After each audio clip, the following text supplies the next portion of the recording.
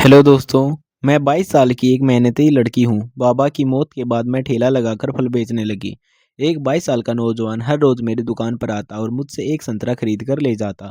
लेकिन जब संतरे का मौसम खत्म होने लगा तो एक दिन वह मेरे पास आया और मुझे ढेर सारे पैसे देकर बोला कि कहीं से भी 250 संतरे लेकर मुझे दे दो, नहीं तो मैं मर जाऊंगा।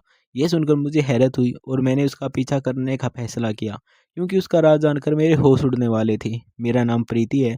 मैं अपनी माँ और बाबा के साथ रहती थी। मेरे बाबा फल बेचने का काम करते थे। मेरे एक बड़े भैया भी हैं, लेकिन शादी के बाद वे हमसे अलग हो गए और दूसरे मोहल्ले में रहने लगे। जब मैं 22 साल की हुई तभी मेरे बाबा की मौत हो गई। उस दिन ऐसा लगा जैसे हमारे ऊपर मुसीबतों का पहाड़ टूट पड़ा हो। बाबा की कमाई से हमारा घर चलता था। भैया हम पर कोई ध्यान नहीं देते थे। मेरी माँ 3 घरों में काम करती थी। उसे थोड़े बहुत पैसे आ जाते थे, लेकिन गुजारा करना बहुत मुश्किल हो गया था। तब मैंने माँ से कहा कि अब मैं खुद फल बेचूंगी। पहले माँ घबरा गई, क्योंकि उस समय कोई औरत इस तरह ठेला लगाकर काम नहीं करती थी। लेकिन मैंने उसे समझाया कि जब भैया हमारी जिम्मेदारी नहीं ले रही तो मुझे ही करना होगा। पड़ोस के मोहन चाचा और साथ में पहली बार मंडी गई और वहां से ढेर सारे फल लेकर आई और सुबह 8 बजे ठेले पर फल सजाकर बाजार में खड़ी हो गई। शुरू में मुझे बहुत अजीब लगा, क्योंकि बाजार में उस वक्त कोई दूसरी और सामान नहीं बेचती थी। मैं ही पहली लड़की थी जिसने यह काम शुरू किया था। लोग मुझसे ताज़े फल खरीदने आने लगे और मुझे देखकर और भी औरतें बाजार में आकर सामान बेचने लगी, जिससे मुझे अब अच्छा लगने लगा। ठंड का मौसम आ गया था, इसलिए मैंने संतरे भी बेचने शुरू कर दिए। जब भी मैं मंडी में फल खरीदने जाती थी तो पहले एक फल चखकर देखती थी।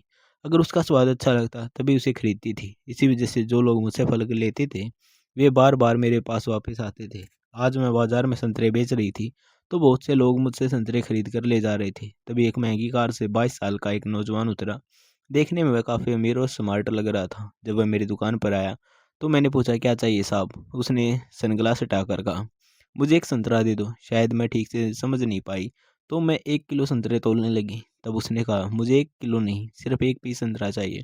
ये सुनकर मेरी आंखें फटी की फटी रह गई, क्योंकि यह मेरी ज़िंदगी का पहला कस्टमर था जो एक संतरा खरीदने के लिए इतनी महंगी कार लेकर आया था। मुझे लगा शायद वह कंजूस होगा, लेकिन जब वह पैसे देने के लिए पर्स निकालने लगा तो मैंने कहा, रहने दीजिए साहब, इसकी ज़रूरत नहीं है।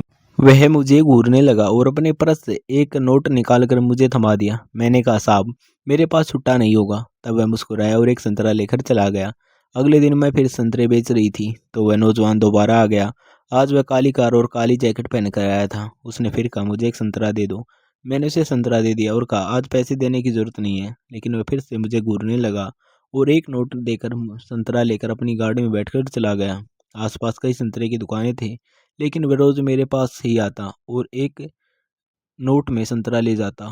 मुझे बहुत हैरानी होती, लेकिन मैं रोज़ संतरे मंगवाने लगी, क्योंकि मुझे पता था कि वह ज़रूर आएगा। ठंड का मौसम ऐसे ही बीतने लगा और एक दिन मैं मंडी गई तो देखा कि संतरे बहुत कम हो चुके हैं। दुकानदार ने बताया कि यह मौसम के आखिरी संतरे हैं। तब मुझे उस नौजवान की याद आई जो रोज़ मेरी दुकान से संतरा ले जाता था और किसी और फल को हाथ भी नहीं लगाता था। मैं 2 किलो संतरे लेकर घर आई और उन्हें फ्रिज में रख दिया। जब वह नौजवान बाजार से आया और संतरा मांगा तो मैंने उससे कहा कि साहब, अब बाजार में संतरे बहुत कम हो गए हैं। संतरे का मौसम अब खत्म हो चुका है। ये सुनते ही उसके चेहरे पर एक अजीब सा डर आ गया। वह अपने मन ही मन कुछ बड़बड़ाने लगा जो मेरी समझ से बाहर था और काफ़ी घबराया हुआ लग रहा था। वह एक संतरा लेकर पैसे देकर वहाँ से चला गया। अगले दिन जब मैं मंडी गई तो वहाँ कहीं भी संतरे नहीं मिले। दुकानदार ने कहा, अब संतरे नहीं आएंगे, तुम कोई और फल ले लो। मैं दूसरे फल लेकर आ गई और फ्रिज में रखा हुआ एक संतरा भी निकाल लिया। मुझे लगा शायद वह नौजवान फिर से आएगा, और वही हुआ। जब वह मेरी दुकान पर आया और उसने संतरा देखा तो उसकी आंखें फटी की फटी रह गई। मेरी तरफ देखकर उसने कहा, संतरा? तब मैंने कहा, साहब संतरे का मौसम ख़त्म हो गया है, लेकिन आपके लिए मैंने एक संतरा बचा रखा है। आप कल भी आ जाना। कुछ दिन आपका गुजारा हो जाएगा, लेकिन उसके बाद फिर संतरे नहीं मिलेंगे और करीब 7 महीने बाद ही नए संतरे आएंगे। आज उसने मुझे एक नोट की जगह बहुत सारे पैसे दिए। यह देखकर मैं हैरान रह गई। मैंने घर जाकर अपनी माँ को सारी बातें बताई। वह भी हैरानी में पड़ गई। माँ ने कहा कि अगर उसके लिए संतरे इतने ज़रूरी हैं तो ज़रूर कोई बड़ी बात है। अगले दिन जब मैंने उससे कहा कि अब मेरे पास ज़्यादा संतरे नहीं बचे हैं तो वह और ज़्यादा घबरा गया। उसने ढेर सारे पैसे निकाल कर मुझे दे दिए और बोला कि कहीं से भी मेरे लिए 250 संतरे लेकर आओ, नहीं तो मैं मर जाऊंगा। यह कहकर वो बहुत परेशान हालत में वहाँ से चला गया और मेरी माँ को भी यकीन नहीं हो रहा था कि आखिरकार ये सब क्या चल रहा है। मैंने अपनी माँ से कहा कि क्या आप एक दिन मेरी दुकान संभाल सकती हैं? मुझे कुछ ज़रूरी काम कर रहा है। अगले दिन मेरी माँ मेरे साथ दुकान पर आई। जब वो आदमी आया तो मैंने उसे एक संतरा दिया और कहा कि बस 4 दिन के संतरे बचे हैं, मैं आपके लिए और संतरे लाने की कोशिश कर रही हूँ। वह घबराया हुआ अपने ख्यालों में खो गया। मैं समझना चाहती थी कि वह संतरे का क्या करता है, आखिर वह रोज़ एक संतरा क्यों खरीदता है और संतरा न मिलने पर उसने क्यों कहा कि वह मर जाएगा। इसी वजह से मैंने उसका पीछा करने का फैसला किया।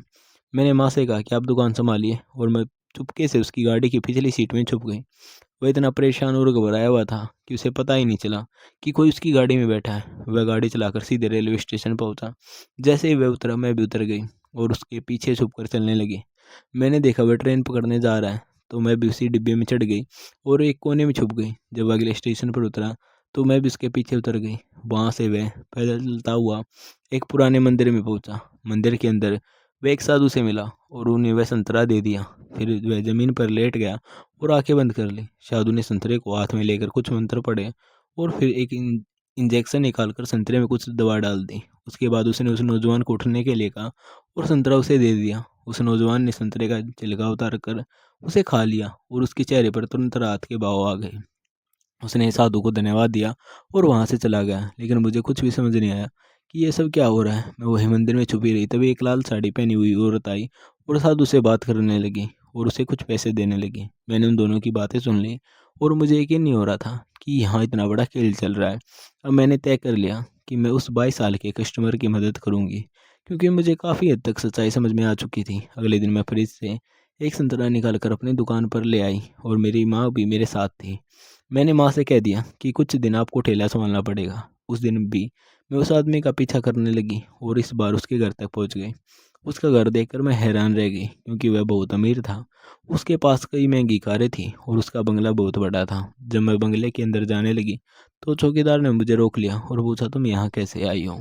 तो मैंने कहा, साहब मेरे कस्टमर अंदर हैं, मुझे उनसे बात करनी है। जब उन्होंने मुझे अंदर नहीं जाने दिया तो मैंने उसे आवाज़ दी। उसने मुझे देखा और अंदर आने का इशारा कर दिया। उसने बताया कि उसका नाम रोहित है और मैंने अपना नाम प्रीति बताया। उसने कहा कि बोलो क्या बात है, तुम्हें संतरे मिल गए ना? तो मैंने कहा, मुझे आपसे कुछ ज़रूरी बात करनी है। वह मुझे अपने घर के अंदर ड्राइंग रूम में ले गया और वहाँ बैठकर बातचीत शुरू हुई। घर बहुत आलीशान था। मैंने उससे कहा कि मुझे लगता है आपके साथ कुछ गलत हो रहा है और आपको मुझ पर भरोसा करना होगा। तब उसने अपनी पूरी कहानी सुनाई। उसने बताया कि उसकी माँ की मौत के बाद उसके पिता ने दूसरी शादी की और सौतेली माँ को घर ले आए। लेकिन कुछ सालों बाद उसके पिता को पता चला कि वह सिर्फ पैसों के लिए आई थी, इसलिए उन्होंने उसे घर से निकाल दिया। 6 महीने पहले उसके पिता की मौत हो गई और सारा कारोबार उसके नाम हो गया। इसके बाद अचानक उसके कारोबार में भारी नुकसान होने लगा और परेशान होकर वह अपने खानदान के बाबा हरमल के पास गया। उसके पिता ने बताया था कि जब उन्होंने कारोबार शुरू किया था तब उन्हें भी बहुत नुकसान हुआ था और तभी वे बाबा के पास गए थे। बाबा ने उन्हें एक संतरा दिया था और कहा था कि इसे खा लो तो कारोबार चलेगा, लेकिन इसकी एक कीमत चुकानी पड़ेगी, इसलिए तभी खाना जब बहुत ज़रूरत हो।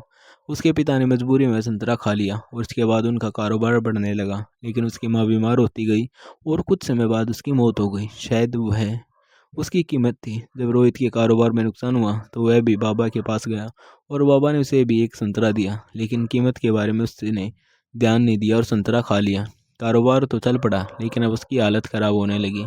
जब उसे लगा कि उसकी जान खतरे में है तो वह फिर बाबा के पास गया और बाबा ने कहा कि जब तक तुम रोज़ एक संतरा लेकर मेरे पास आते रहोगे तब तक जिंदा रहोगे, वरना मर जाओगे। इसी वजह से वह रोज़ संतरा लेने आता था।